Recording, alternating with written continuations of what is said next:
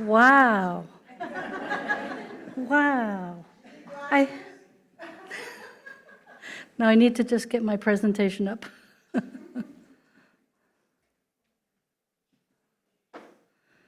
This is just an awesome thing. All of the best love in the world is here. And I just am so grateful for all of you being here.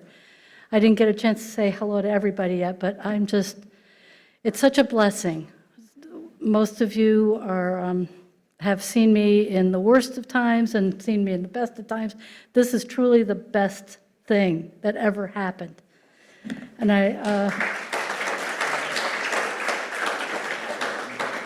I don't know is Corey here yet? No, okay, she might be coming a little later. I wanted to give a shout out to a couple of very special people. Corey is one of them, but a little later, I'll see her. And Dr. Nikki Conti over here. She renewed my purpose in life and encouraged me to be an herbalist and nutrition consultant. And she is listed in my book in chapter 39, just in case. Shout out to my dear husband, Joe, who's somewhere. For almost 40 years, Joe has been my infrastructure guy. All along now he's my webmaster and the calming person in my heart.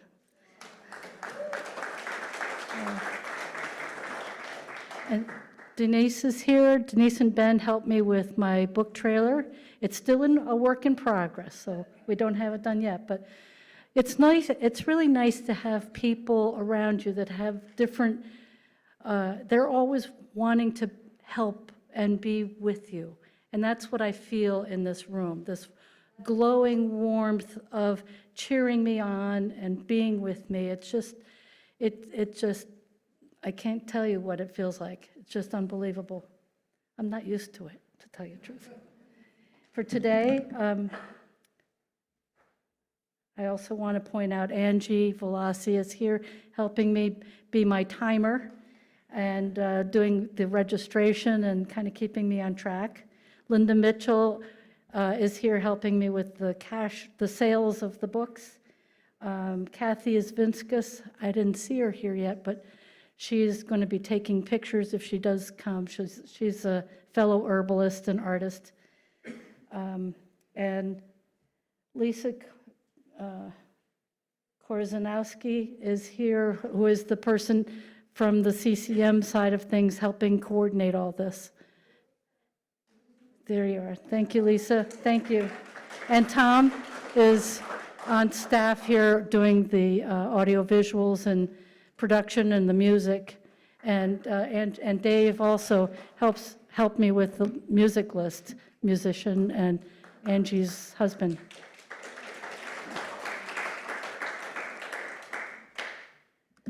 So I should see where I am here. Oops. So when I began this journey, it was about a dozen years ago. I thought I would write a few stories to give to my grandkids, to leave some sort of a legacy, but I had no idea where it was going to go. And I invited my dear husband to join me, and who knew? Who knew we'd be at this place now?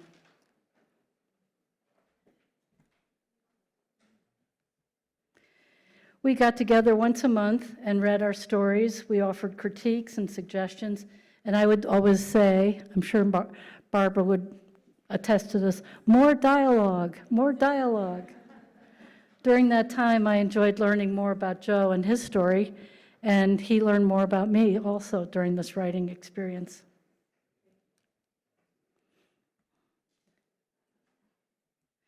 So we developed a closeness, a kind of bonding through our sharing, much like our ancestors sitting around the campfire. It seems to be a part of human nature.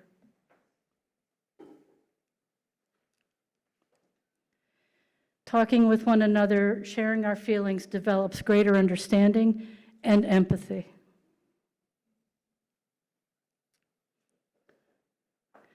The modern way of communicating allows for connections all over the world. But we've replaced our eye-to-eye contact, our sharing, with emojis and avatars. But it's not the same, is it? In fact, it seems like it's almost a kind of neglect, modern-day neglect. Social media may be actually stunting our emotional growth. So this is our modern version of sitting around the campfire. We appreciated each other's feedback and continued writing and improving our stories. We also got to know one another. We learned about a rough and tumble kid who grew up in New York City, navigating a tough world while his father was in jail. And there were stories about immigrant families, cultural connections to the past, the Holocaust, an Irish family and their cantankerous grandmother. And there were lots of stories about childhood memories and traumas.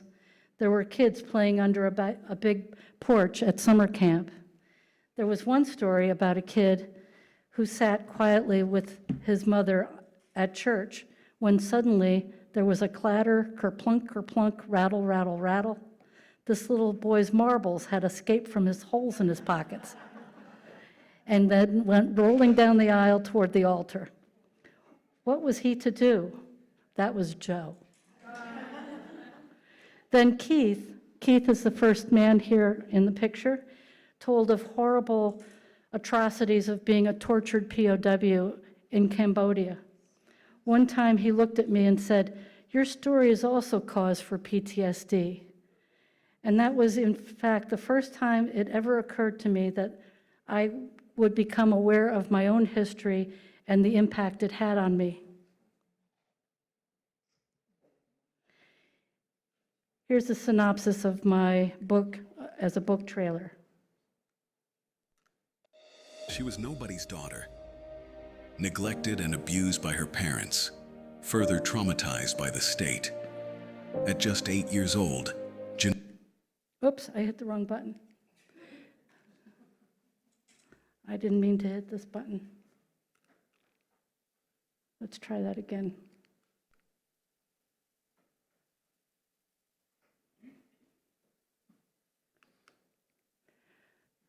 Tom, what did I do wrong?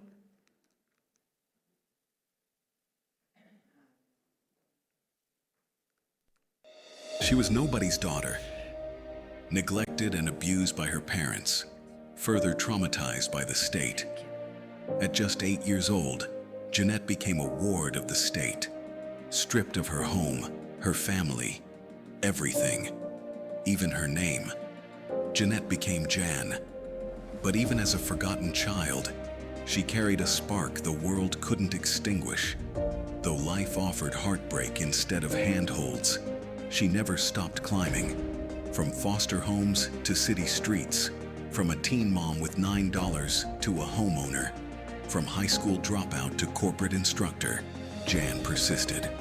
She also became an entrepreneur, co-owning a native arts gallery with her loving husband, Joe.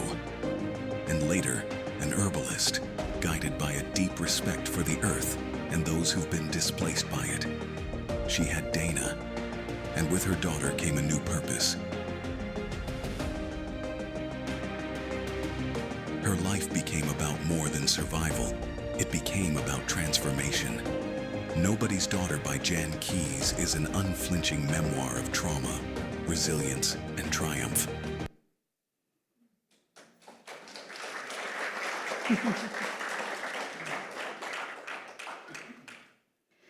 So this was my first home.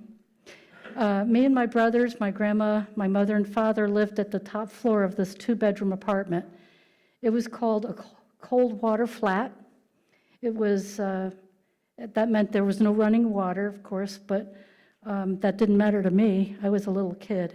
Grandma boiled water to wash and cook and clean, and my mother went to work in a factory that was nearby, and my father did too. They got divorced when I was 4.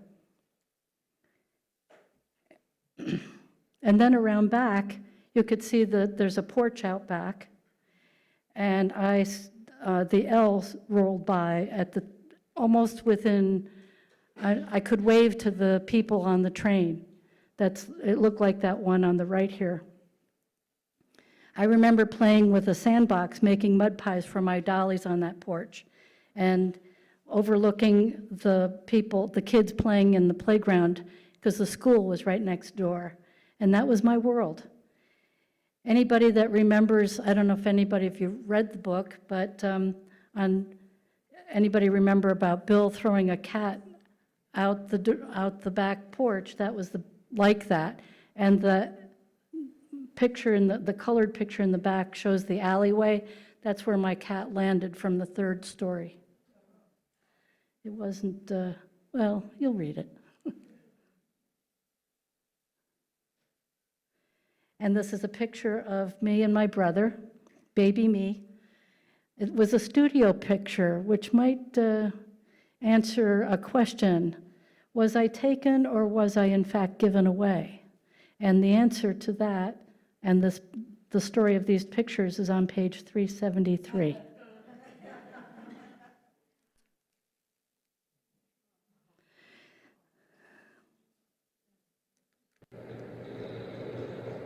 Thank you to Ben for making this automated.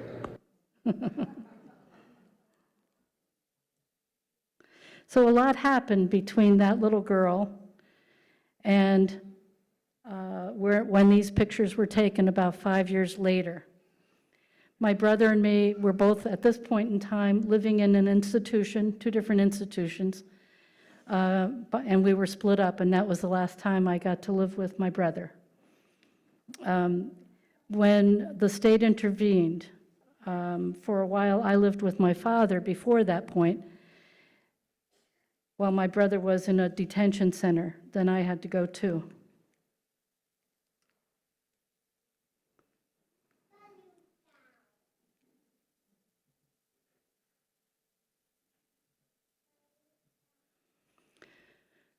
So everything changed. That's when I was 8 years old.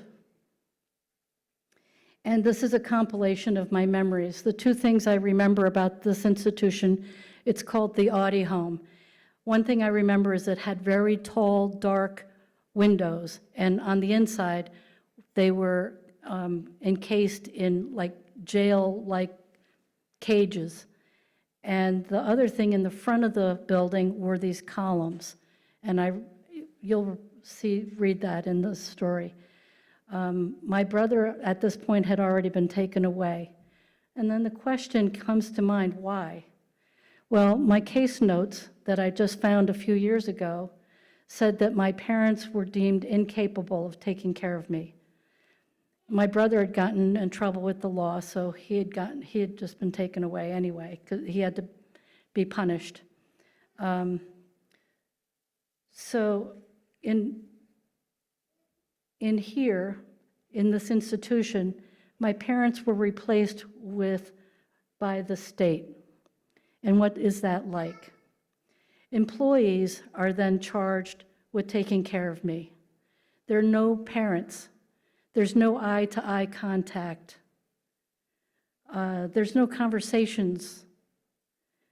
They were like guards, if you can imagine that.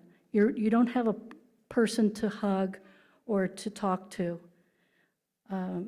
They were just there to tell you what you were supposed to do.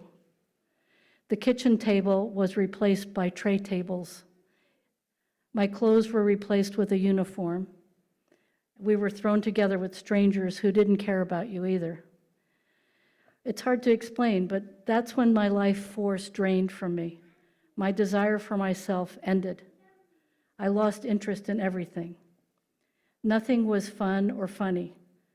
I wasn't allowed outside. There was no playtime. We had to watch out for being punished. And that's all starts in chapter 3. This is the modern day Audi Home. Over 500 kids currently live there, but actually it's probably over 700 now. There's supposed to be just 500, but it's overcrowded. They committed crimes. Some were in gangs. Some not necessarily from nice families. They were probably neglected or abused in their home and how they ended up in the situation they are in. But this is the state's way of keeping them away from society. Inside are cells instead of rooms, like locked cages, and each cage has a number on it. And the person that lives there, that little child, up till they're not even 18, okay, all the kids there are called by the name, by the number of their cell. They've lost their name. So if you ever want to get an idea of what that's like in depth, a book called Up in Here, Jailing Kids from Chicago's Other Side by Mark Dostert. He did a review for me also. He worked there. There's no vocational training, not much of an education. Many go from here directly to jail when they turn 18.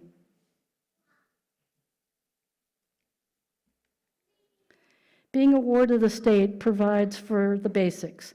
You get a roof, you get some food, and you get a cot. But your emotional well-being is not of their concern. Nobody in authority speaks to you or even looks at you. No one cares about you. You learn to feel as though you don't deserve anything. You're treated like a criminal, even though you're just a kid, when you're in a detention center.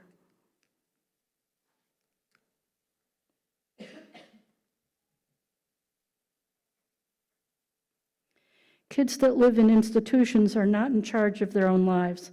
They've lost hope.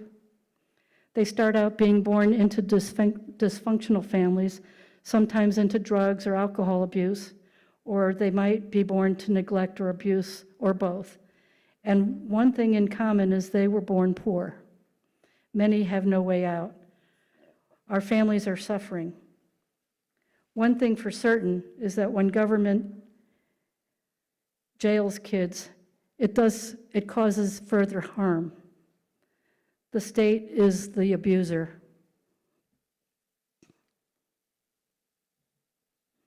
Here's a question. Do you think kids who get into trouble with the law, who come from middle class, go into detention centers? Does jailing a kid help an already deprived kid? I found this case note.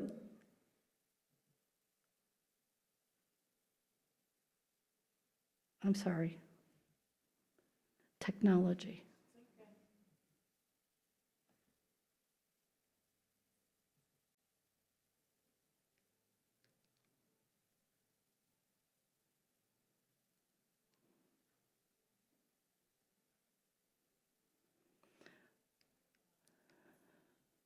Over 250,000 kids.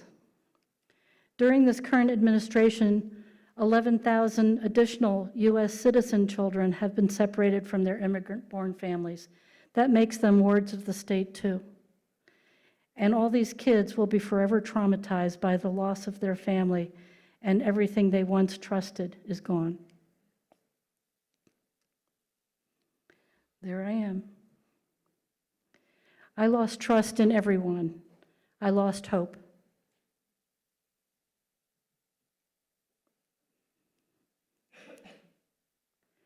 I want to point out some kids have to be removed to keep them safe. Thousands of calls come into DYFS from concerned neighbors, teachers, doctors, and others reporting abuse or neglect. Every day, children die. Children are maimed, assaulted, abused. At this rate, 5 children will be dead that were alive yesterday, killed by their own parents or guardians, usually their mothers.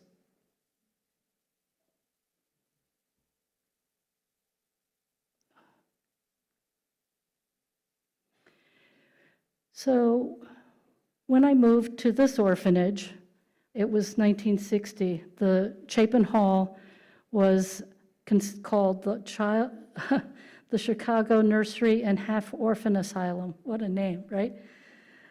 That was put together in 1860.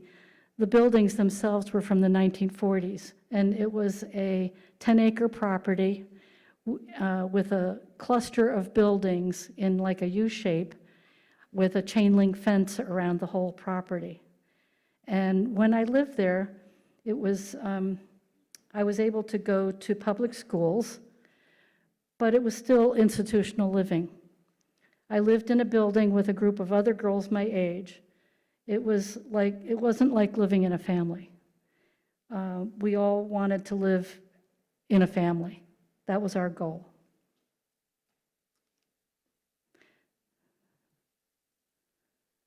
This is my Easter celebration there at 9 years old.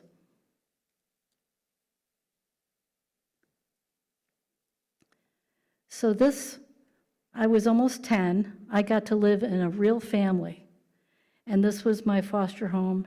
And this was the first time I got to actually live in a real house. And it felt to me like a mansion. It was a 2-bedroom raised ranch. And there were many firsts. For the first time, I left the city of Chicago and lived out here in the country in Naperville. It was unbelievable. There actually were pink trees. I couldn't believe it. And there was gardens and flowers and colored birds. I finally began to feel safe.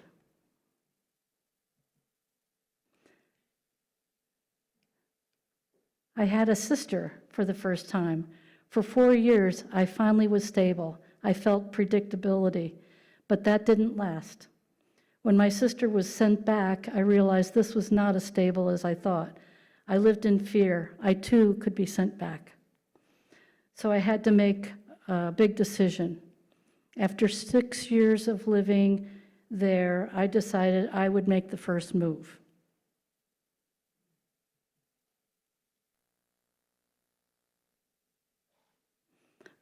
I realized this wasn't my home, it was just a home.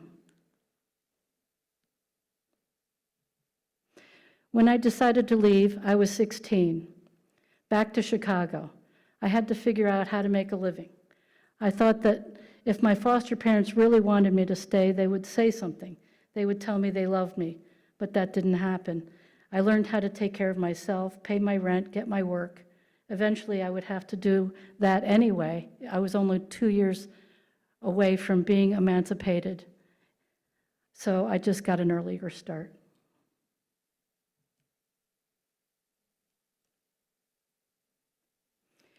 This is the situation. Every day, about 55 kids on their birthday have to figure out how to navigate being adults without a family. Most without money or education, most still with destabilized families. 20 states drop support at 18, so they're left figuring it out themselves. The more progressive ones, the 30 other states, give them a few more years of help. Some help with housing and some help with schooling. This is a difficult, stressful time for all young people, right? So can you imagine what it's like without the backing of a family?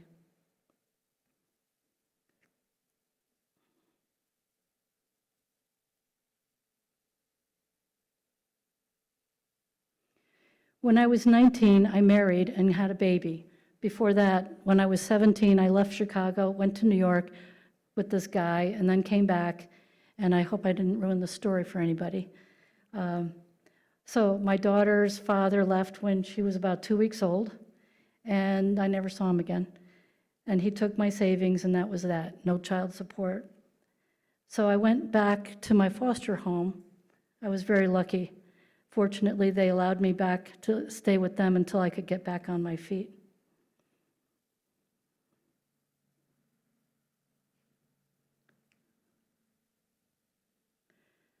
So trying to learn how to be a family, or what do you do as a family? I didn't have a lot to go by. So my ideal family was something like I'd watch on television.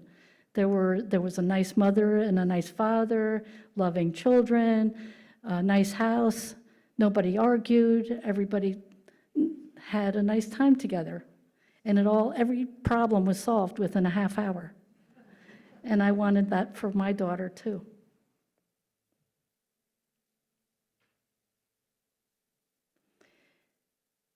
My ideal family was from TV, for sure. And I worked hard to make what I perceived to be a normal family life. By the time my daughter was 15, I was able to buy a house. That was my most valuable goal. I thought that that would be the answer to family. And that was my first house. And now it's on sale again.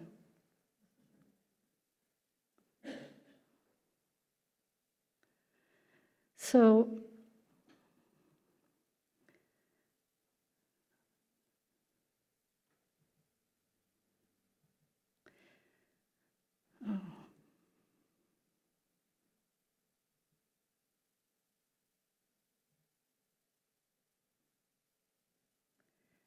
then I finally found a guy that would make my family complete.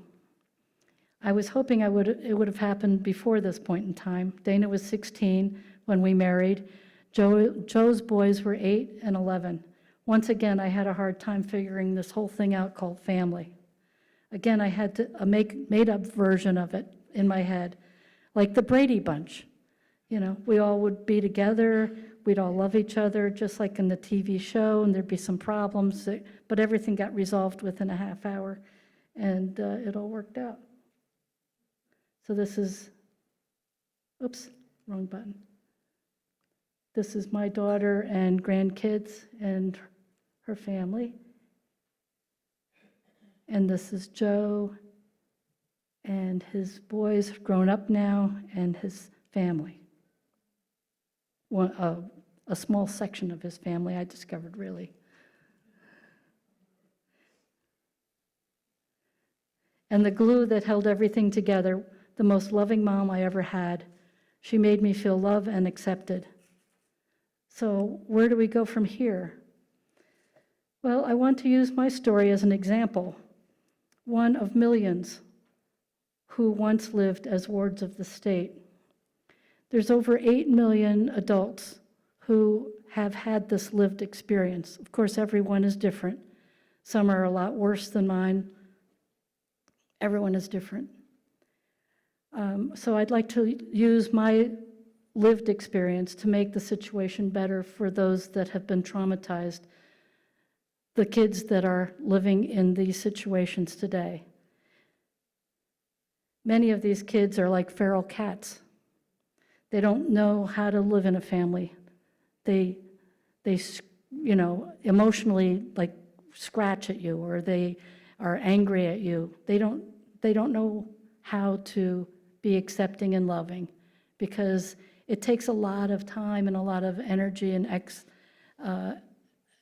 I mean, it's a lifetime of being disoriented. The state doesn't make that a priority, unfortunately. They should. How can a state keep a kid safe and grow up emotionally whole? They can't, or they haven't figured out how to anyway.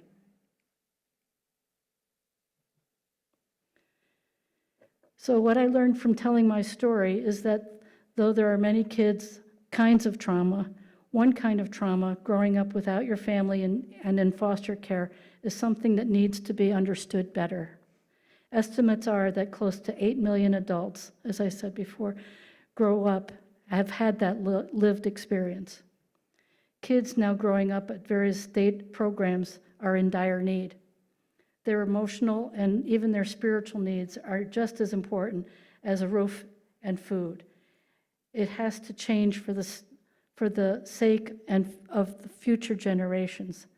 I'd like to bring awareness to people who can make changes to the system. I'd like to be an advocate based on my own lived experience, so I plan to. So I'm just telling you about this, not to tell you for any other reason, but just to let you know what I'm doing. I want to raise enough money with my book sales and donations. Just to let you know, if you're interested, you can help me out. These are some links. I'm not now set up as a nonprofit, but I might in the future. This is my goal. So my work over the next 6 months will be to hire a PR service and to connect with other influencers about this topic and see where it goes from there.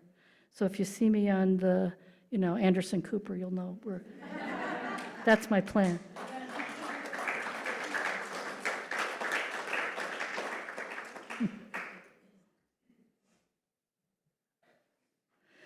So this is about the campaign.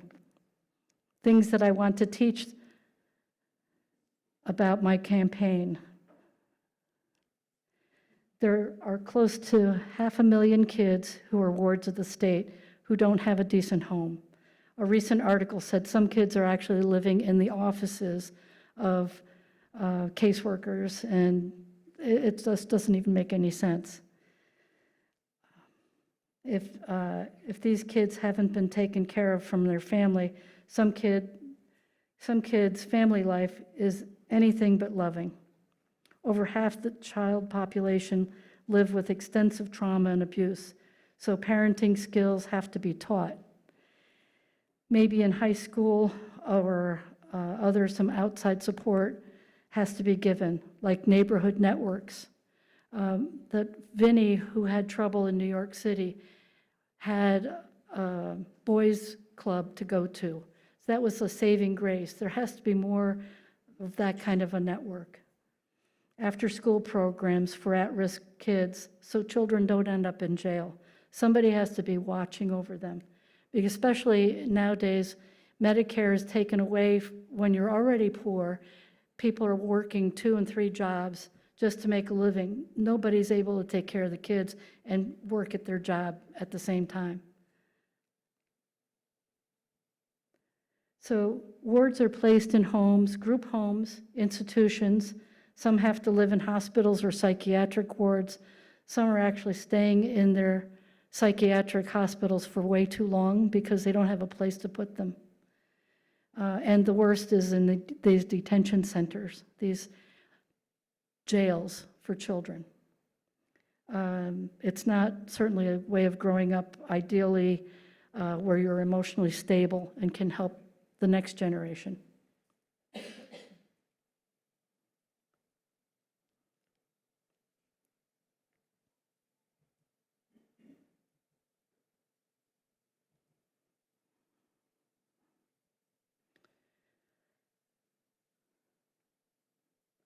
Without love, our whole society does not thrive emotionally. What we can do a lot.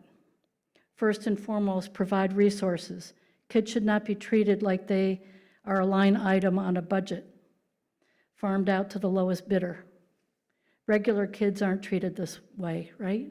So it's time we give the resources to where they're needed.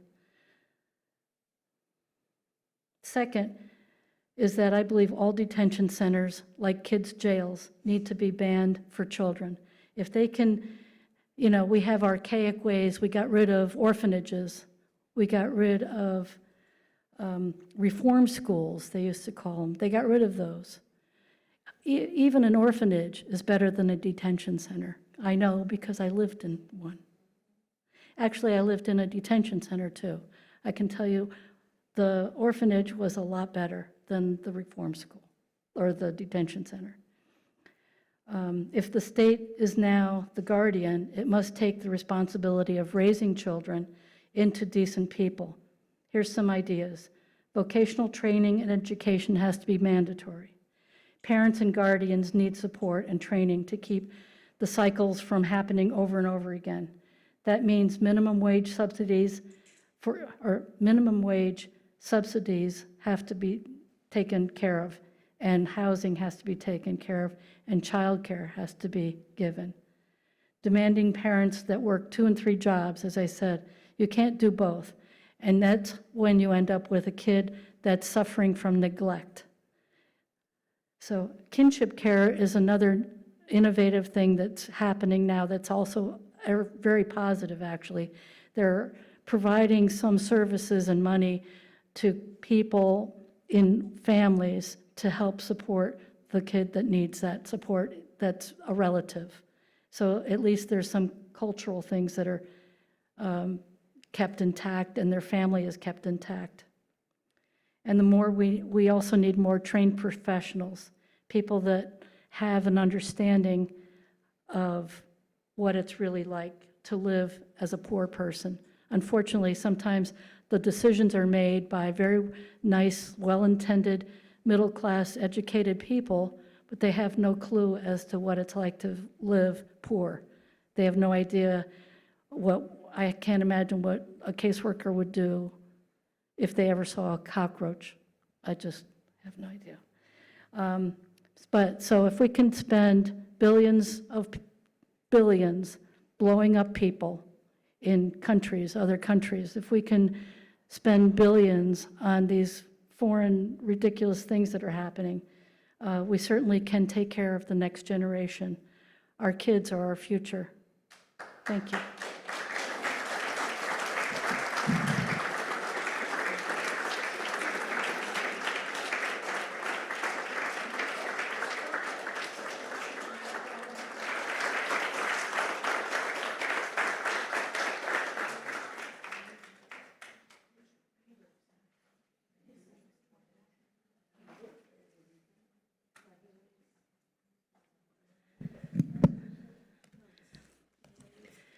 So what I'd like to do next is do a couple of readings, or at least one reading.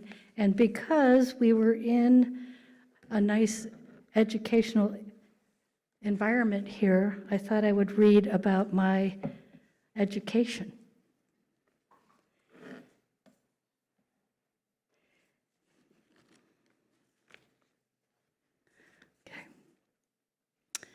This is where I was at the Audi home, the very first time I was placed away from my regular home. It's called the activity room, and it's chapter 4. The next day, someone in a uniform told us to line up. Dutifully, I walked down the hall with the rest. We entered another room. I looked around, then sat at a school desk. One girl tossed her head wildly from side to side. Her matted, stringy hair fell over her eyes. She stood up as if to make a speech. I glared at her over my shoulder as I sat. She stammered and gurgled.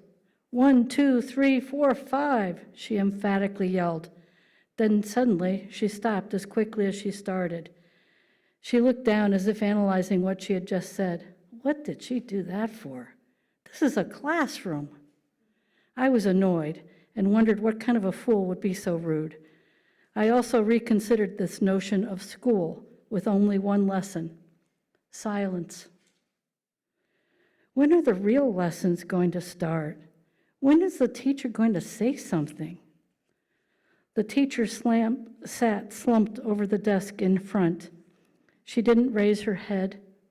She looked like a rag doll, only grown up. Her eyes were blank as the girl who yelled out the numbers. Another uniformed woman from the back of the room approached the yeller and patted her shoulder. Now, Eve, she whispered audibly, it's time to sit down. Eve stared at her defiantly, then slowly sat. Mindlessly, she stared at her hands as if planning a manicure. Only the retards could get away with that. As the restless boredom of no lessons became apparent, class chattering became more chaotic. The ragdoll teacher raised her head. Quiet down now, she said. All the girls hushed their conversations to whispers except Eve. She bolted from her desk to stand at attention, then scowled. 5, 6, 10, she stammered. The group was lost to the madness. Saliva from Eve's garbled mouth drooled over her light blue uniform. She laughed wildly. The woman from the back grabbed Eve's arm and forced her into her seat. The laughing stopped. The noise muted again. Tentatively, I raised my hand. The teacher didn't notice. After a minute, I quietly tiptoed to a pile of crumpled magazines on the heat vent ledge at the front of the room. I grabbed one, held it low, and returned to my desk. No one noticed. I turned the glossy pages. My eyes fell upon a watercolor print of a woman draped in a fur coat, striding in front of the Eiffel Tower. A bottle of gold-colored booze decorated the side of the page. I got lost in my thoughts.